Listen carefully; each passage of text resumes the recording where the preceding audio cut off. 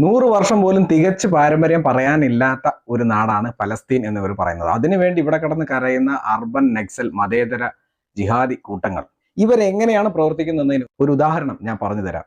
നിങ്ങൾ അമർനാഥ് ക്ഷേത്രത്തെ പറ്റി കേട്ടിട്ടില്ലേ? ഇടത് മതേതര അർബൻ നക്സലുകൾ ഈ രാജ്യത്ത് പ്രചരിപ്പിച്ച മറ്റൊരു കഥയുണ്ട്. 1880-കളിൽ കാശ്മീരിലെ മുസ്ലിം യുവാവായ ബുട്ട മുൽക്ക് എന്നൊരു ആട്ടിടയൻ കണ്ടെത്തിയതാണ് ഈ അമർനാഥ് ക്ഷേത്രം എന്നതിനെ പറ്റി ഒരു കഥയുണ്ട്.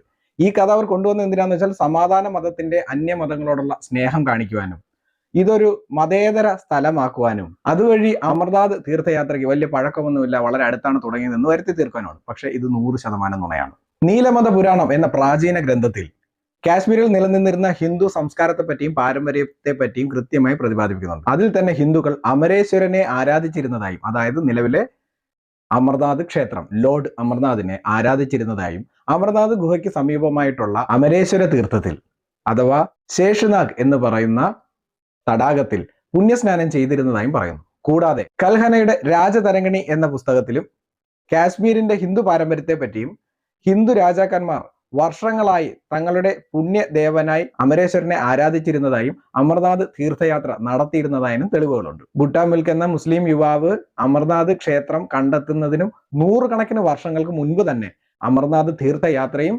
പുണ്യസ്നാനവും ഒപ്പം കാശ്മീരിന്റെ ഹിന്ദു പാരമ്പര്യവും ഹിന്ദു സംസ്കാരത്തെ പറ്റിയും കൃത്യമായി പറയുന്നുണ്ട്. അറേബ്യയിൽ നിന്നുള്ള സമാധാന മതത്തിന്റെ ആക്രമണത്തിലൂടെ കാശ്മീർ വിട്ട് ഓടേണ്ടി വന്നവരും കാശ്മീരിൽ നിന്നും അവിടുത്തെ തദ്ദേശവാസികൾ ഭയന്നോടേണ്ടി വന്നതും മതപരിവർത്തനം ചെയ്യേണ്ടി വന്നതുമായിട്ടുള്ള ചരിത്രങ്ങൾ നിലനിൽക്കെ തന്നെ ഈ ഇടത് അർബൻ നക്സൽ മതേതരവാദികൾ ഇത്തരം നുണക്കഥകൾ പ്രചരിപ്പിച്ചുണ്ടാക്കുന്നതിന് പിന്നിൽ വലിയൊരു അജണ്ടയുണ്ട്.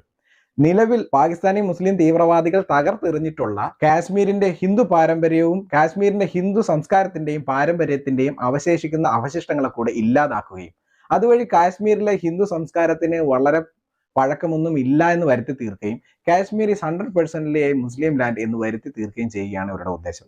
പലസ്തീനെ പറ്റി 24 മണിക്കൂറും വിലപിക്കുന്ന ഇവർക്ക് സ്വന്തം രാജ്യത്തിലെ ഒരു തീർത്ഥാടന കേന്ദ്രത്തിൽ ഇന്ത്യൻ പട്ടാളത്തിന്റെ സഹായമില്ലാതെ സമാധാനത്തോടു കൂടി പോയി വരാൻ പറ്റാത്ത ഈ രാജ്യത്തിന്റെ മഹാഭൂരിപക്ഷം വരുന്ന ജനങ്ങൾ, അല്ലെങ്കിൽ ഈ രാജ്യത്തെ ഭൂരിപക്ഷ ജനവിഭാഗം എന്ന് പറയുന്ന ഹിന്ദുക്കളുടെ ഒരു ഗതികേടിനെ പറ്റി ഇവർക്ക് ആർക്കും ഒരു അക്ഷരവും പറയാനില്ല.